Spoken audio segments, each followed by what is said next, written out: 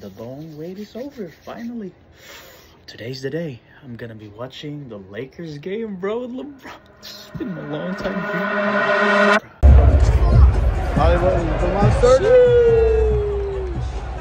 Alam mo ilang taon kung pinangarap to na literal na fan ako ni LeBron?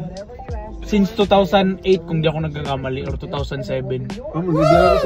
Grade 6 yata ako kung di ako nagkakamali, di ko na maalala talaga.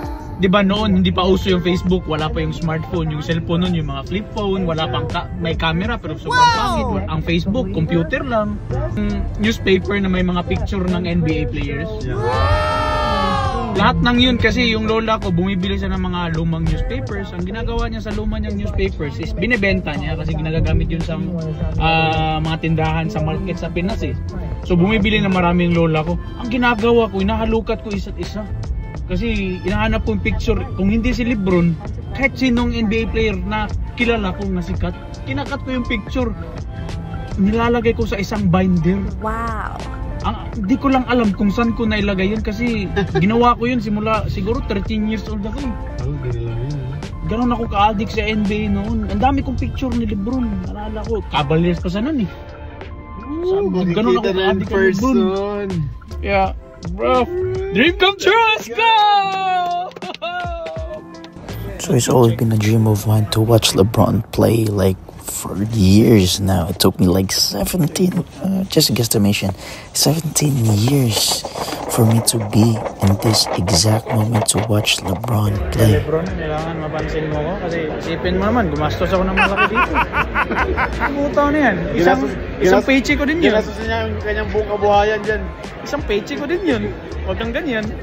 So dito pala sa Indiana held yung laro ng Lakers, no? Kasi Indiana yung kalaban nila. Malas tayo guys.